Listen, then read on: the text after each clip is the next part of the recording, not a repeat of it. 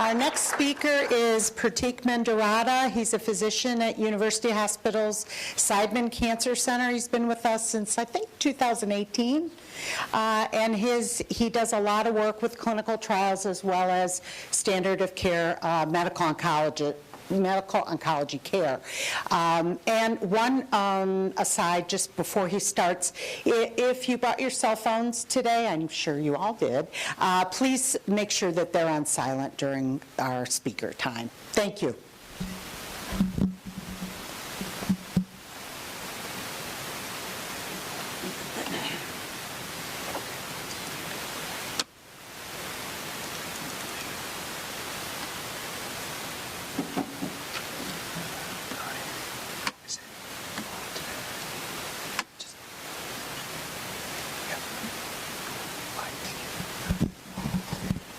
Okay, thank you.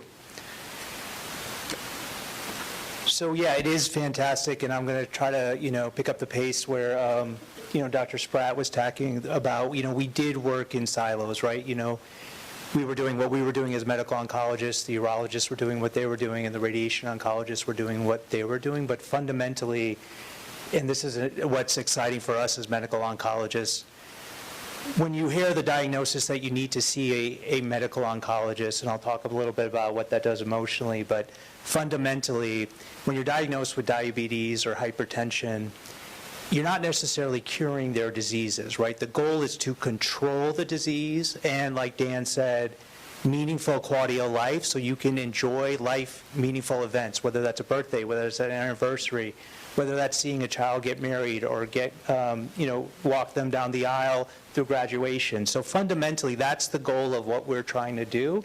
And I'll try to highlight how that paradigm is changing, that we are turning metastatic prostate cancer into a long-term controlled disease. And the other C word that I focus on is cure. And I think that day may come, and my goal is to live long enough to see that day come so we can cure our patients with advanced prostate cancer. But to echo everything else that was said, this is really the best talk that we ever get invited to come, because the best thing we can ever do is to educate and empower our patients to learn more about their disease. And like Lee said, we're really lucky to have a place like this, the Gathering Place. Just to give a quick story, I know my accent doesn't give it away, but I am an immigrant, and we've been blessed to live in this country. And my dad chose, when he moved from Indiana, maybe because he thought it was similar to India. Obviously, we learned very quickly Indiana and India are different. And we were in a small town in Evansville, Indiana, and I was the only Indian guy there growing up. And my dad took me to my first baseball game dressed up as a cricket player because he loved cricket, and I soon learned again, we're not in India. So when I was in 12th grade, there was another Indian student who joined, and for the first time I was able to share experiences, connect, and as much as I can tell you what's happening in clinic, right, and the internet is the internet, but it's talking to people who are sharing your experiences, right? And that's what the Gathering Place is really focusing on. When you can talk to someone who's going through that journey with you, going through those experiences, and we're really blessed to have a community like this, and I just think you learn so much from other people going through that journey. And as being a medical oncologist, the last thing I'll say is really this one quote from Helen Keller is, optimism is the faith that leads to achievement. So we're scratching the surface and we're just getting better in what we do. So it's an exciting time to be a medical oncologist. So what are the objectives? What are the key things I think you need to know before you leave your visit? Dan kind of highlighted some of the clinical stages of prostate cancer.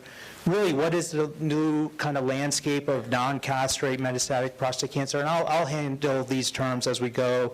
What is the landscape of treatment of castrate-resistant prostate cancer?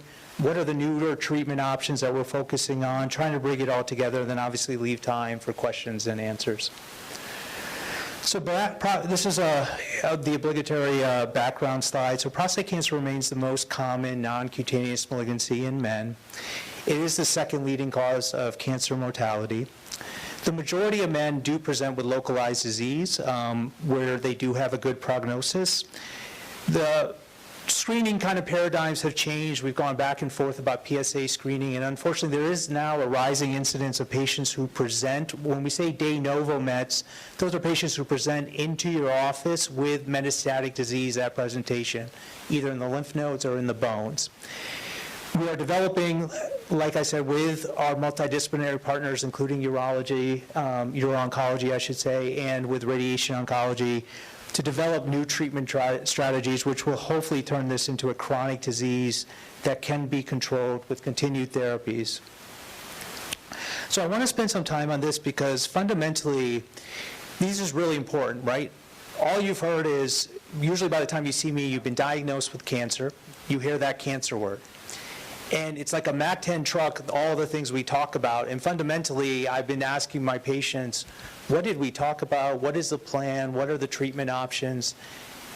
And not that I don't do my job, but it just fundamentally, there's a disconnect just because all you heard is I have cancer.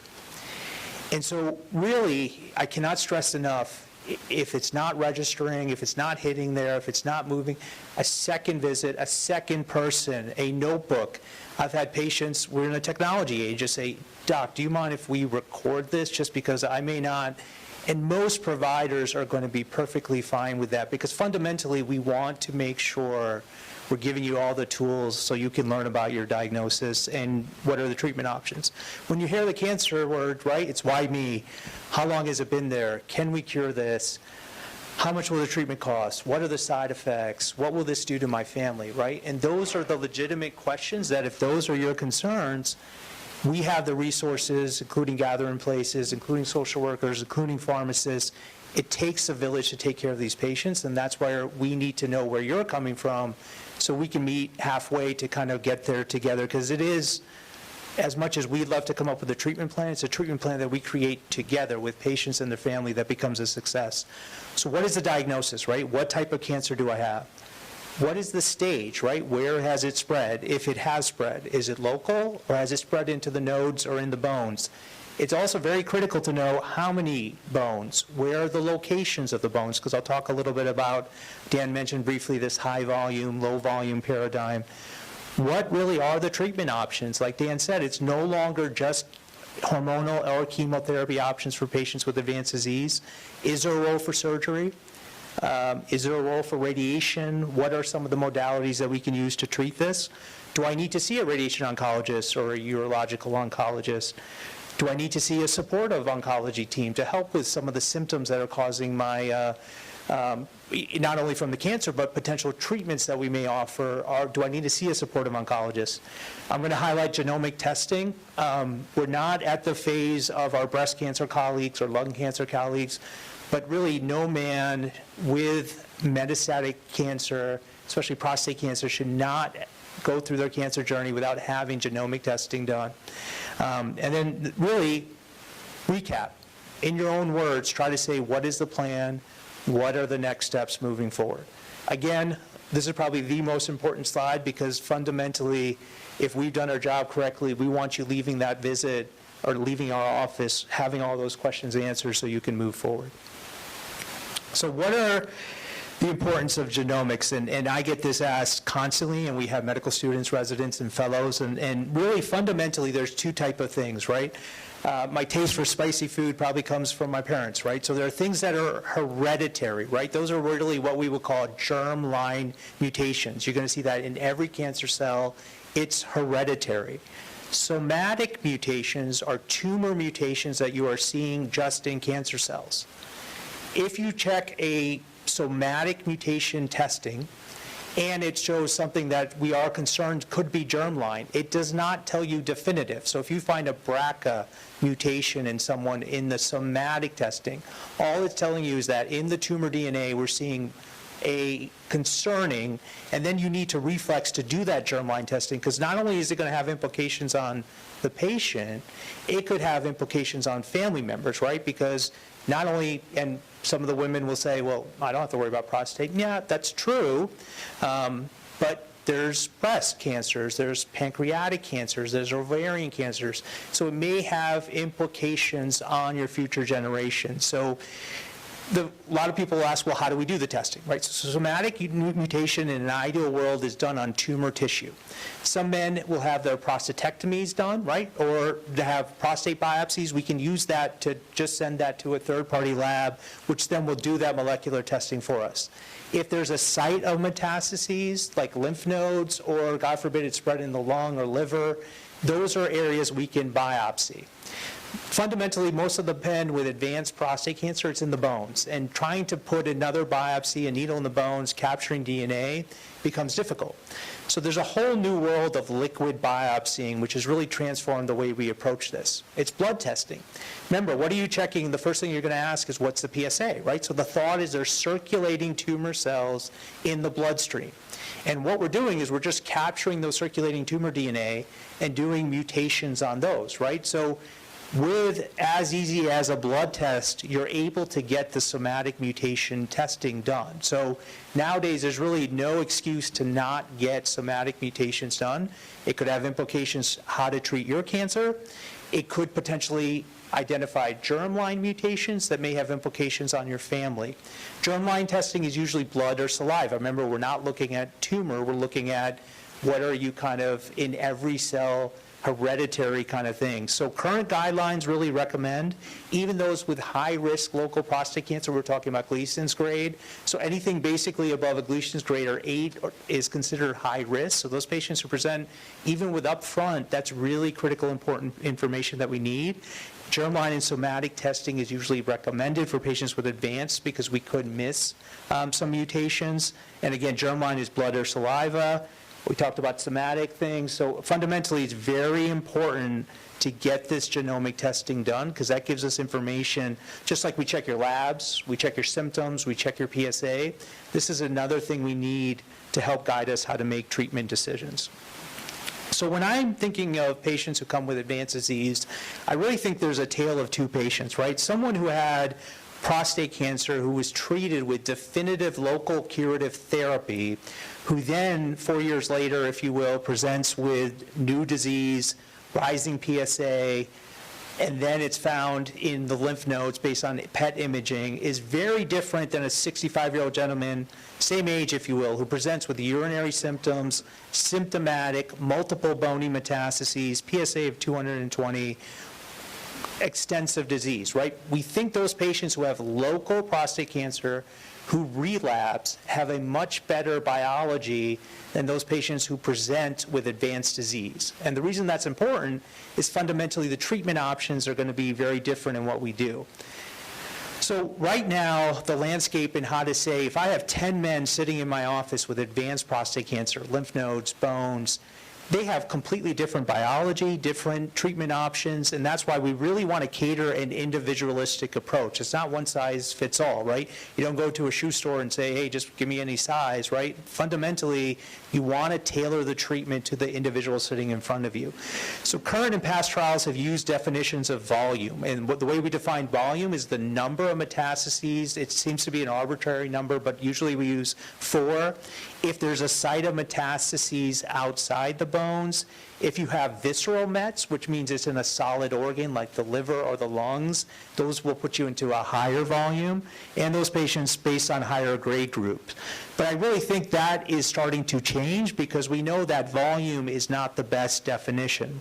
PET imaging, which is basically, if you will, PET scan is just like your conventional CT scan, but we use tracers to help kind of take up activity. The thought is that prostate cancer cells take up more activity than normal cells, and a PET PSMA is just using a PSMA, which is a fancy way, if you drop the M, right, it's PSA. So the thought is everywhere the cancer is expressed, it's going to light up like a hot spot, and that's going to show you where that cancer is. CT and bone scans may underrepresent the amount of cancer that's there. So if you have 1 or 2 spots on the bones, we may get a PET scan, and that's going to upstage your disease, right? So volume is really dependent on what you order. So the imaging is changing that. There's certain mutations that we know are much more aggressive where we need to develop more treatments up front. And again, it's a 360 approach on really how we define volume. So that's really changing. So now we're going to transition a little bit about how do we kind of create our therapy portfolio for patients sitting in front of us. fundamentally, things have not changed. The backbone of treatment is androgen deprivation therapy, right? So this led to the Nobel Prize. It was a study on mice, basically showing that by suppressing testosterone, which is the fuel that feeds the cancer cells, there's what we call the androgen receptor, and that's kind of, if you will, just sitting there, sees circulating testosterone, takes it up, revs up the cancer cells. So it's fuel to the cancer cells. By shutting down the testosterone, you see very, very dramatic responses to treatments: improvement, shrinkage of lymph nodes, improvement of symptoms, quality of life. There are three ways you can really achieve that to happen. You can either surgically have an orchiectomy, removal of the testicles. You can have an injection every month, every 3 months, every 6 months. Or now there is a new pill that you can take every day. It's called relugolix, and they all work the same way as far as efficacy. Different kind of trade-off, a little bit about the recovery of testosterone, but that's really the basis of our therapy. Now, fundamentally, we want to do no harm, right? So there are inherent side effects of ADT, right? Patients love it because sometimes they say, oh, I don't need chemotherapy. That's great. Oh, I don't need to take, more toxic targeted therapy. This is just really anti-hormonal therapy. But it's really the onus upon us. Quality of life is paramount, right? And there are inherent side effects with these kind of agents. And I usually keep it simple, say they're short-term and they're long-term complications. The short-term, it's whether you want to call it menopause, or if you will, the women can sometimes relate, and there's sometimes sympathy back and forth when they're having hot flashes, fatigue, weight gain, breast enlargement, what we call gynecomastia. Those are side effects you can see up front. The longer term are the things that can lead to complications that we need to be aware of. So we have a cardio-oncology clinic at UH, but fundamentally it does increase your risk for cardiovascular complications. So in someone who has a long-standing cardiac history, you do want to take that into mind before when you're starting them on therapy. Osteoporosis, weakening of the bones, so calcium and vitamin D we usually recommend. Cognitive, right? I love to say this is a population that's very young and robust, right? It tends to be a more seasoned population. They have issues with cognitive issues to begin with, right? And you can unmask some of these with some of these treatments can make those things worse. So just making sure you're watching these things as you're treating these patients. And one which I can say it because I'm a man, right? But mental health is something we do not give enough, credence to, because fundamentally there are changes in hormonal things which have clearly shown increased risk of depression, increased risk of suicide. So mental health is very important, and it's something we need to take into consideration when we're treating these patients. And it's really just, we're looking at studies, looking at exercise, looking at acupuncture, we have a Connor Integrative Health. So we really think of these holistically when we're trying to think about treatment options. So this is a busy slide, but all I'm trying to summarize is a lot of patients come into my office before and they say, how do I know if the treatments are working? Do we need to get scans? Do we need to follow? Because some men really don't have symptoms, right? And I usually say, look, the way I know the treatments are working, or I don't need to change treatments, is I really need 2 out of the 3. People fixate, as much as I love the PSA, it's both a blessing and a curse. It's a tool. The PSA is not the absolute number that defines how I make treatment decisions, right? Unfortunately, as of today, in an incurable disease, I have to be very cautious about when I change treatments, when I use different treatments. So I try to tell people the PSA is a tool. Symptoms that are changing, new, related to cancer.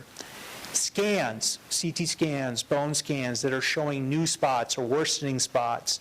And a PSA rise, if you have 2 out of the 3, when we defined in our clinical studies, that's kind of the working group criteria, not just PSA alone, right? I would love for that PSA to come down, but sometimes it is okay to sit tight and just watch what we are going to see over time, as long as we're not seeing those other 2 out of the 3. So I just threw that in there again, that the PSA by itself is not really how we decide treatment options. So the treatment landscape for non-castrate metastatic prostate cancer. So these are patients who come into your office with advanced disease, never been treated, right? Like that example I talked about, the more aggressive patient that we have to worry about, the concern is their mortality may be driven by those patients. ADT or androgen suppression is no longer the standard of care. It's always ADT plus. Now, I've been doing this long enough that we used to live in an era where we used to give ADT, then we used to give other drugs that are basically hormonal, then we used to try higher doses, then we used to take it away, then we used to try other doses. But those days have really changed because fundamentally, not that there are a lot of, it's always tough to give a soccer analogy here in the States, but the first shot on goal is fundamentally important. And we found out that if you can give the best treatment up front to these patients, you can save the need for further treatments, you can delay the progression, you can improve quality of life, and you live longer. So hormones by themselves is no longer the standard of care. Now, sometimes we in our ivory tower say, yeah, this is what the data shows, this is what we want to do. But the reality is the real world is where patients are getting treated, right? And if you look at the amount of men who are getting ADT plus and other treatment, it's a sobering fact, which is sobering for me as a researcher, that we need to do our job to educate, providers, patients better. Only about 50% of patients with newly diagnosed advanced prostate cancer are getting ADT alone.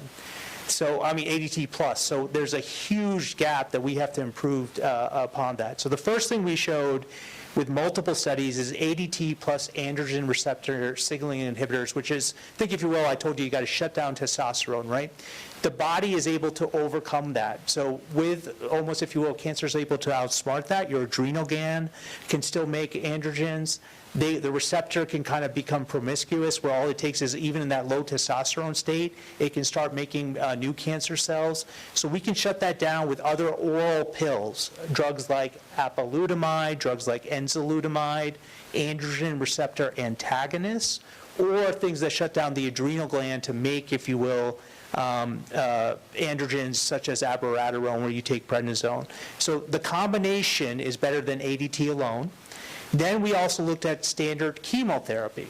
And again, standard chemotherapy, sometimes patients get concerned, right? It's IV, coming to the office every 3 weeks, side effects, nausea, vomiting, fatigue, lowering the blood counts. But remember, with these oral pills, you're going to stay on treatment for really up to 2 years. So time matters, right? With chemotherapy, it's usually 6 cycles for 3 weeks, right? So that's 18 weeks, and then you're done, right? So there's no head-to-head study of ADT and chemotherapy versus ADT and these androgen receptor signaling inhibitors. You can imagine most patients favor a pill-based approach rather than IV chemotherapy.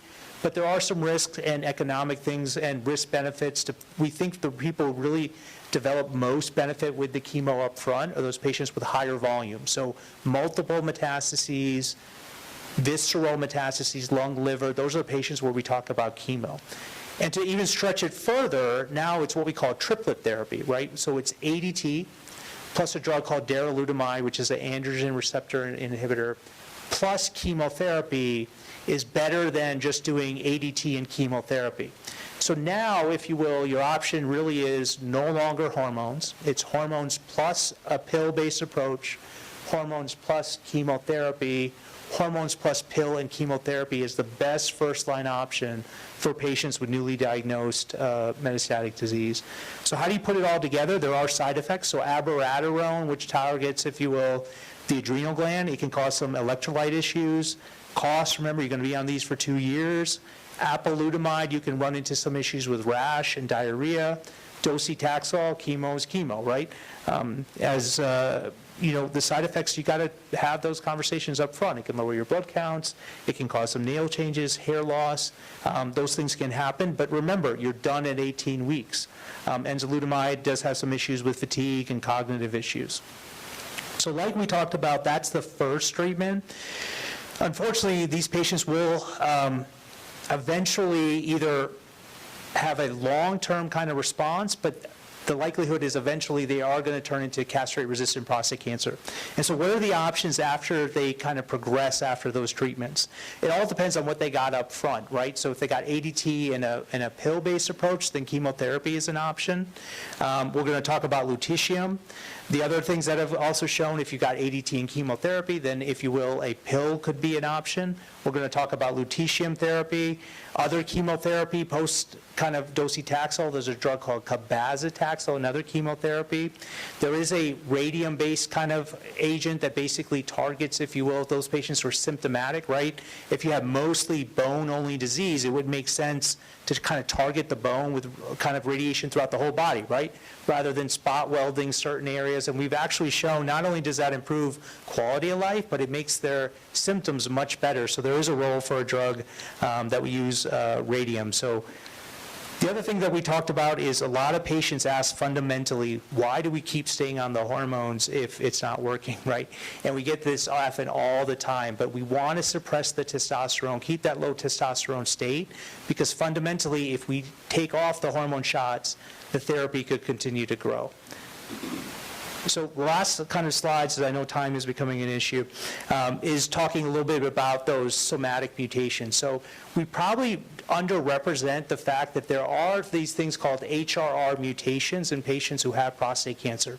And this was a study that kind of looked at, especially in BRCA1, 2, things that we think is really the most bang for your buck when we're looking at targeted therapy. And so it is really fundamentally important. And we say if you talk about people, anywhere from 25 to 30% of men with advanced prostate cancer are going to have some mutation in their HRR pathway, which we could potentially target. And again, not only the fact it's going to have implications on their treatment, it's going to have implications on their family. So the way PARP inhibitors work, if you will, they kind of, think if you will, the body's an amazing system, right? You're having DNA breaks every day, but your body is able to repair that. So the way PARP inhibitors work is PARP is one of the agents that help repair it. So if you take someone who's got an intact pathway and you give them a PARP inhibitor, right, they're unable to kind of fix that pathway, but their second kind of replicant comes in and is able to fix it. In someone who has an HRR deficient pathway, it's like a double hit. So you give them a PARP inhibitor, there's a break in single strand, leads to a double strand break, and when your body was going to come in and fix it, it can't fix it anymore. So all of a sudden, if you will, it's a double hit, and those patients are very kind of sensitive to seeing then cell death, killing cancer cells, especially if you have an HRR mutation. So there were multiple studies looking at single agent, double agent, in combinations. Just in the interest of time, I'm just going to kind of talk about the reason you would combine these with oral agents is the thought is that if you combine them, there's some synergy. It helps with AR regulation, it helps with PARP regulation, and so putting all these kind of slides together, we have shown in those patients who are BRCA mutated, there's clearly benefit for upfront therapy with combination. The approvals now are depending on what type of mutation you have, so think, if you will, there's a combination, it's abiraterone and Lynparza for patients with BRCA-mutated prostate cancer and metastatic castrate-resistant prostate cancer. There's another one that led to approval, Talipro-2, which is in all HRR-mutated populations, a combination with a drug called a PARP inhibitor, talazoparib, and, if you will, enzalutamide. There's also a role for single-agent PARP inhibitors in, if you will, like Lynparza, in patients with metastatic castrate-resistant prostate cancer. So knowledge is information. We need to know that because, again, these are therapeutic options that could be available for the patients, especially in patients that you're talking about chemotherapy or other options. So I cannot stress enough the importance. Dan kind of highlighted this, right, so I'm not going to go too much, but the role of radiation has really changed in advanced prostate cancer. We're no longer kind of in our silos. We're working hand in hand. That's the beauty of working places like Metro, places like CCF, and I think UH, is that collaborative approach on looking at what are the options, treating the metastases like Dan talked about, right? Think, if you will, patients ask this all the time. Doc, it's in 3 or 4 spots. Can you take those out? Well, I can't take out your bone. Well, you don't want me doing any of those things anyways. But you cannot be taking out bones, but you can be treating them now with focal radiation. Doc, can we just take out my prostate? Well, you know, I can take out your prostate, but we got to treat those areas that are spread outside. So it's a combined approach, right? Maximum systemic treatment, hormones, pills, chemotherapy, treat all those microscopic cells that we're not kind of seeing, and then just spot weld where we think those areas are. And that really has changed how we approach this. Local control, local symptoms, and not only that, it's made a difference that if you can do that earlier, you could potentially impact those sites of metastases. And what do I want to do? I want to get you off therapy. So now we're even looking at in patients with advanced prostate cancer, if you can treat those sites of metastases, what we could do is potentially get you off the hormones, get you off the pills, and watch these patients, like Dan gave that example of someone is that stop and go, right? Stable disease, right? You lose weight, you get off your diabetes medicine. You get treated those spots, the PSA comes down, we can take you off your hormones.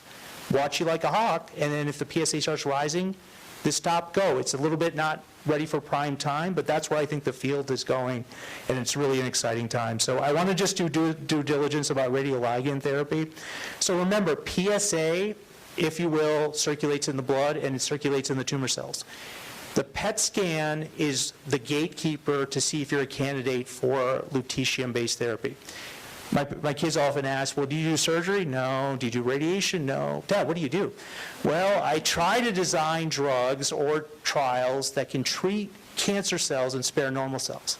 So that's what it is. It's a smart bomb radioligand therapy that binds just to where that PSA is throughout the body, and then it releases a payload to just kill those cells. The major side effects, you can get dry mouth, you can get fatigue, and your bone marrow gets hit. So you do have to worry about transfusion, but it's the best therapy that really preferentially kills cancer cells and spares normal cells. The only ways to get it is there's got to be PSMA expression in your body, right? If there's no PSMA expression, you could give that smart bomb all you want. It's not going to hit the target. It's not going to see the benefit. So the recommendation in patients with castrate-resistant prostate cancer who have received hormones, right, and one of the pills that we talked about, Abi or Enza, and chemotherapy is currently the label. So we would get a PET scan, we would show that there's activity, then you would be a candidate. It's 6 injections given with our nuclear medicine colleagues, given in, and there are some things where we do have to warn them because you are going to be a little bit radioactive. So it's where you urinate, where you take a shower. That is an option, but this was the study that led to the approval. Again, these are meaningful endpoints, right? These are patients who are heavily pretreated with multiple lines of therapy. You saw a 38% reduction in death, 60% reduction in progression. Now, the question everyone is going to ask is, well, why don't we do this sooner? And that's what we do, unfortunately, in oncology, is we see it works in the advanced setting, and then we trickle it down. So just recently at our meeting at ESMO, they looked at this pre-chemotherapy.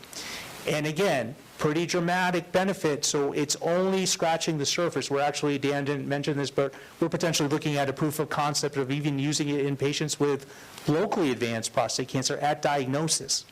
So that's my goal, right? And this sometimes harsh with my patients is, yes, I may not be able to cure you, but if I can control your disease long enough that we can see these new breakthroughs come, that's where really the beauty lies. So out of the interest of time, I'll just kind of get to the end here. So recent advancements have really changed the way we are treating these patients. Fundamentally, it's a multidisciplinary approach. Somatic and germline testing is important. ADT is no longer the standard of care for our patients with advanced prostate cancer in the hormone-sensitive space. We have a lot of good therapeutic options for our patients with advanced prostate cancer after they progress, and I'm just excited about the future, and I can't thank enough for the invitation here, and I want to give some time for questions. So.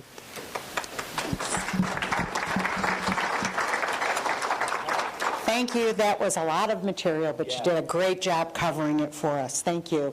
I've been holding some of the questions back because I knew we would be talking about them in the future.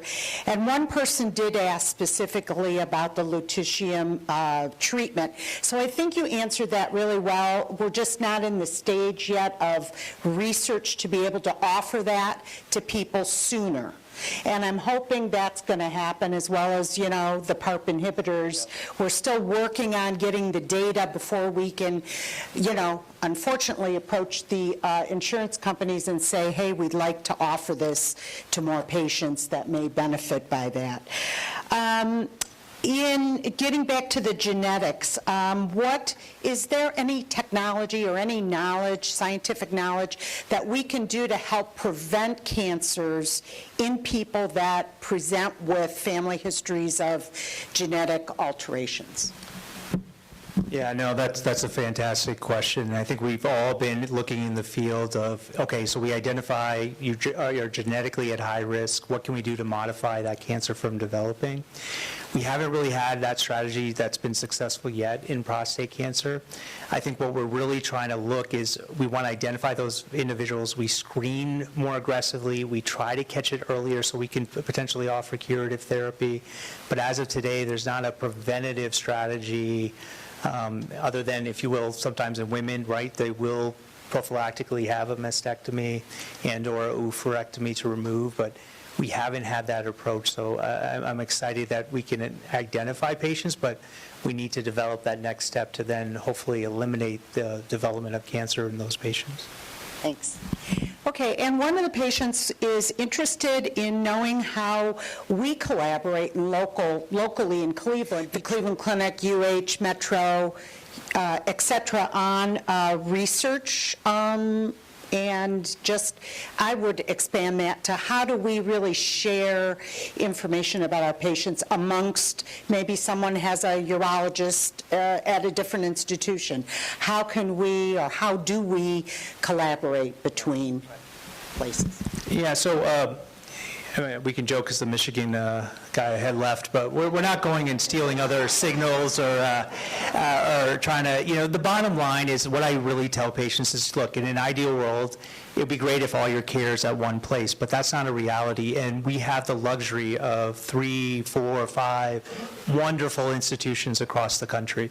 So wherever those patients are getting their care, whether you have a urologist at Metro or a radiation oncologist at the clinic, and the big thing for us is now the EMRs are starting to get integrated, so UH is kind of just now has Epic, which has been a blessing and a curse, but it's been fantastic because now we're able to integrate. So I usually tell patients where we get your care, who you trust, who your provider, whether it's us or anywhere, that doesn't matter. We're going to collaborate. There are many times we send and call people. I mean, nowadays between email, text, it's very easy.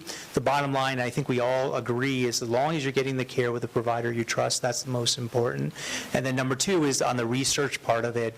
That's where I think we as researchers are so siloed, and we have the ability of great doctors at Metro, great doctors at Cleveland.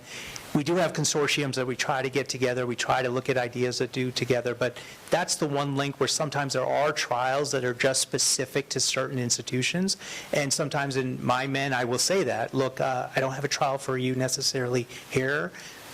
Go to Metro or go to the clinic. I know colleagues, and we all know each other. It's a small world.